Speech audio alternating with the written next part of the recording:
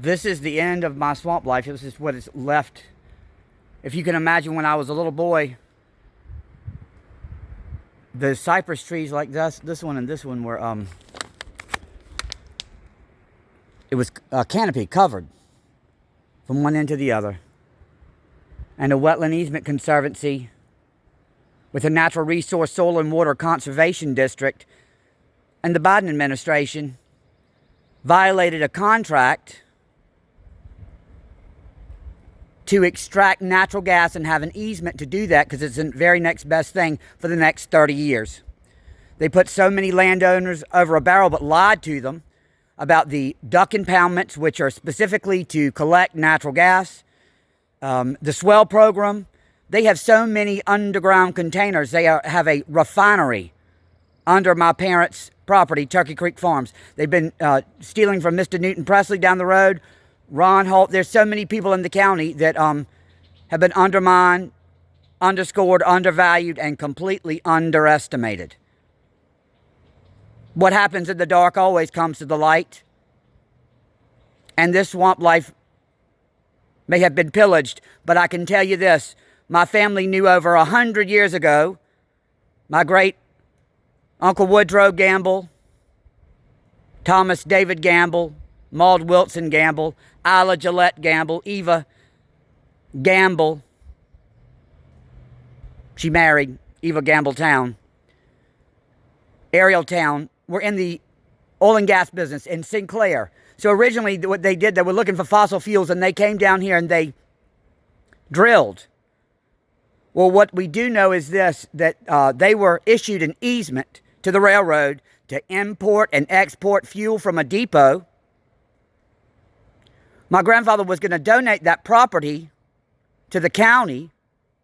He unfortunately died after a minor surgery.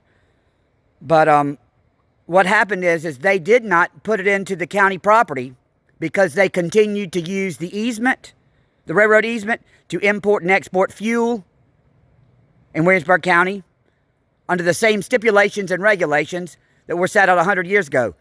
Then a girl named Jillian Johnston, and her mother is Wendy Johnston, who had a direct hand in stealing my Turkey Creek Farms LLC and torturing me under this covert operated video internment diary, filed the paperwork to grandfather the railroad easement into my name, Thomas David Gamble IV, with the EIN that identifies mine and my mother's social security numbers combined, and also the Turkey Creek Farms LLC that Dolores Franklin Williams and her father and I formed and founded after an investment of generational wealth, and remembering who I am, where I am, and what I'm doing, and who I was doing it for.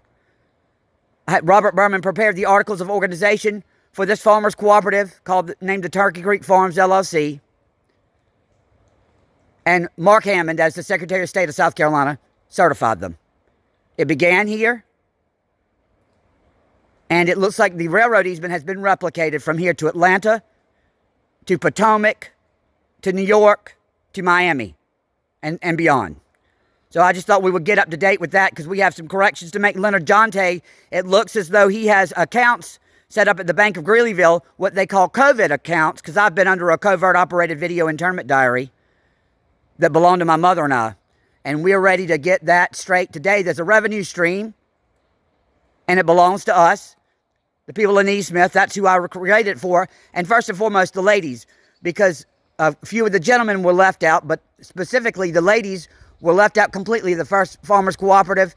And so we're moving forward when this comes together to create the first minority owned and operated financial institution in the United States of America by women for agricultural loans, infrastructure loans, low interest loans,